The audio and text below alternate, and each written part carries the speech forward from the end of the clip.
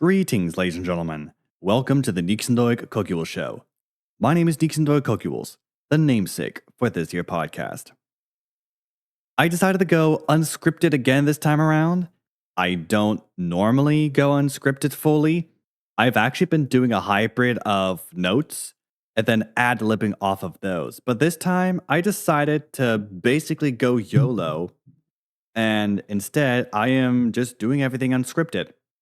I wanted to provide some updates as to what I've been up to since I was on a hiatus for quite some time on both Cöcülës Nation and my personal channel, which is this one if you're listening on the YouTube side. So I wanted to get some things out of the way really quickly, but I want to start off with the fact that I was on this hiatus because I just was sidetracked with a lot of different things that I wanted to do. So, yeah, not the best. Definitely looking into the AI sort of stuff a lot as of late. Actually, just earlier today at the time of recording, I went ahead and grabbed some GGUF models that I need to probably bring over. And with those GGUF models, they're actually not censored. They're not the ones that are going to be treating you like absolute trash. So there's that. Specifically Quen 3. Ollama apparently has a Quen 3 bug. Ollama just has bugs with mixture of expert or reasoning models that basically make infinite looping a thing. If you know of any Ollama models that do not have this bug that are reasoning and mixture of experts, please feel free to let me know because I would love to take a look into that, especially using anything LLM. And by the way, gotta keep in mind I have a 3060 and I use Vulkan instead of CUDA now because Vulkan is kind of too much for my machine, so keep that in mind. But yeah, I wanted to get that out of the way. I use AI a lot. I've been doing that. Oh goodness, I've been using AI for quite some time. At least I know how to prompt, so that's pretty good. Secondly, I've been finding a lot of games as of late. Some of them I've actually been able to grab due to the Steam free deals, including but not limited to a game I've been wanting to play for a long time called House Flipper. You may have heard of it. I am actually looking to also grab the House Flipper Remastered Collection because I would love all the DLC from their latest stuff, actually. They basically said that, yeah, we're going to go ahead and basically do the base game and all the DLCs into one package. Apparently, the graphics are going to be pretty good. There is a expansion as well, and we're going to have voice acting. Never thought about that. There's a lot of QOL stuff, and $50 for this type of thing. Prices drop depending on the DLC that you own. I think I have 2 DLC, so I'd only have to spend probably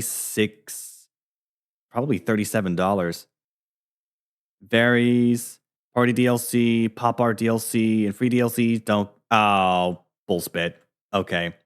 So it's the ones that I have already bought and paid for. Got it. That's stupid. Well, it doesn't matter because, yeah, I have the base game and the free DLCs. So that's fine by me. But yeah, I've got a lot of games that I've been testing out. Some of them I wouldn't mind playing. I do, in fact, have the original Splitgate after they went P2P or peer-to-peer. And you have everything unlocked, which is exactly what I wanted. And there's a new rhythm game for me that I'm testing out called Fluxus. Yes, you can play this game on Linux, though there's apparently an issue on it's Artix, because I switched to Artix recently. I talked about this in a previous episode. Actually, just a recent episode, in fact. But yeah, we have a lot of different games that are free. Some I paid for. I know Assetto Corsa I paid for. It was like $8 at the time.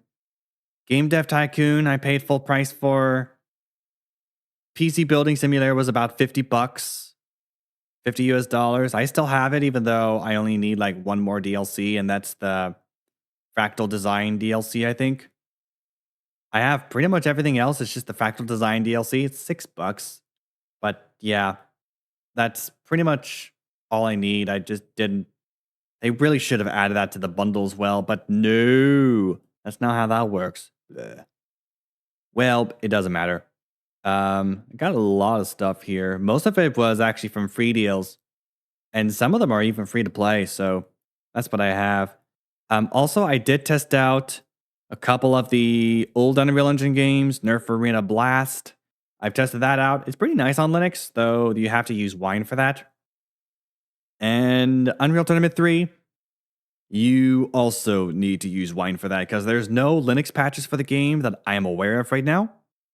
But yeah, it's actually really good once you know how to set it up, especially with the IGEA PhysX packs. Because you're recommended to use the IGEA PhysX packs, not the NVIDIA PhysX packs, because IGEA was bought by NVIDIA, and NVIDIA just didn't do a very good job, so I've heard. But yeah, UT3, if you want to play it on Linux, fantastic choice to do. Really, really solid. I also did the original Unreal using the old Unreal patches, and I'm garbage at the PvP mode with the bots. But maybe, just maybe, if I went ahead and did one of the other modes, I think just the regular adventure mode or something like that, I think I would have been okay. But yeah, that's just not the best type of look, I'm not going to lie. Yeah, that's just whatever. Next up, I haven't actually been active too due to me wanting to learn how to code because I've been learning how to code for a little while. And I'm going through something called the Odin project. I need to open up another Obsidian thing here. But I do, in fact, have the Odin project. And I am going to try to do full stack development with likely JavaScript. But I also wouldn't mind learning Rails, as in Ruby on Rails. But yeah, it's definitely something to consider for sure. But I'm the type of guy who wants to use languages that are not very popular. Haskell is actually not a very popular language, and yet one of its major implementations is a Linux window manager called Xmonad, of which I tried to use. I took a crack at it, but it's just, what the heck even is the deal with that?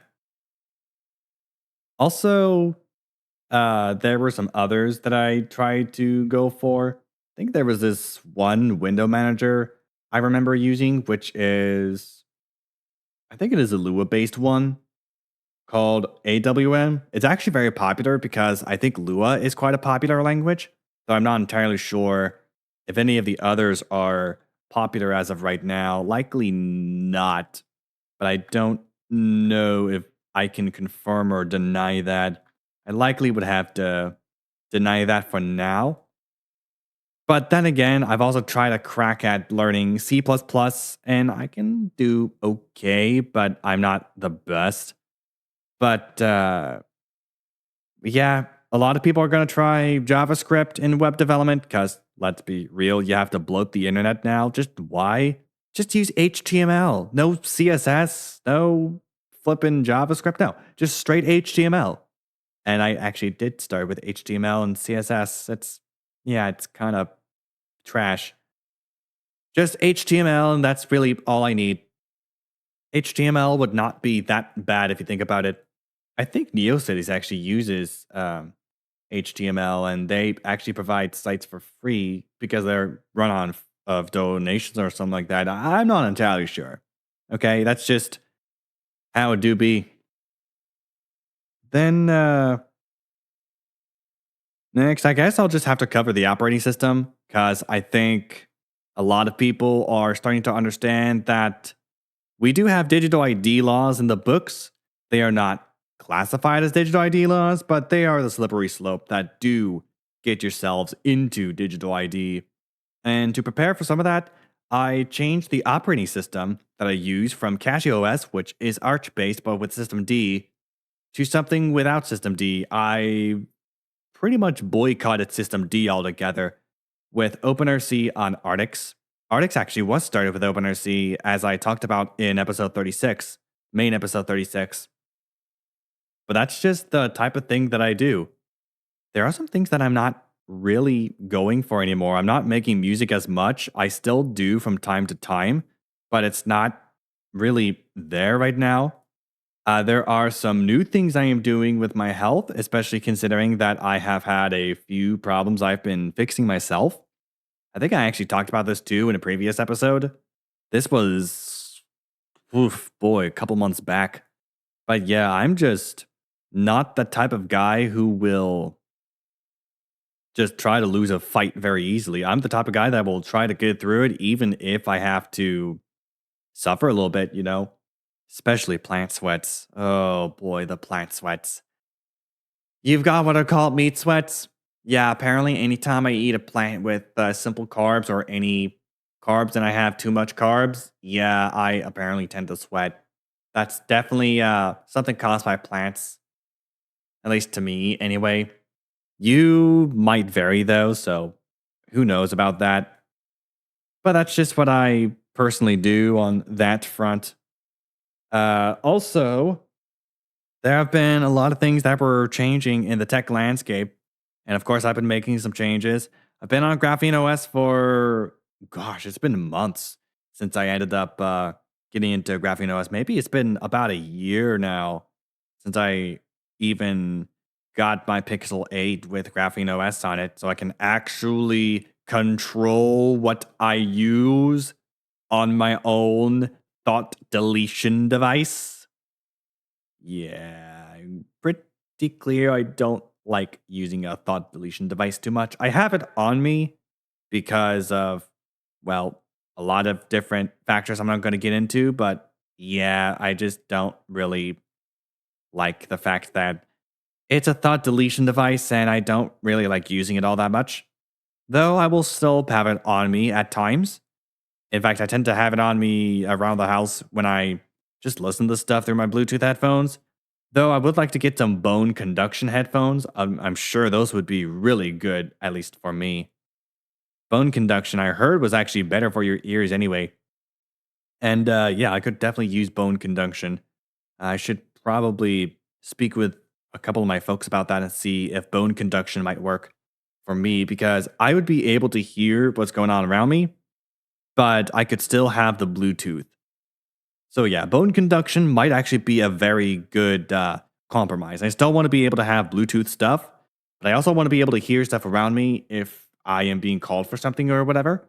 So that's just me though, but I may not even buy myself some bone conduction headphones. Who the flip knows? But otherwise, I've really just been taking a break from most of the stuff. And likely it could have been due to a vitamin B1 deficiency, which I am fixing. If you actually want to fix your mental health, get some exercise. And also stock up on vitamin B1 in your body, because that is apparently what could be causing some of your mental health issues. You can literally fix your mental injuries simply by replenishing your vitamin B1. If you're schizophrenic, vitamin B3.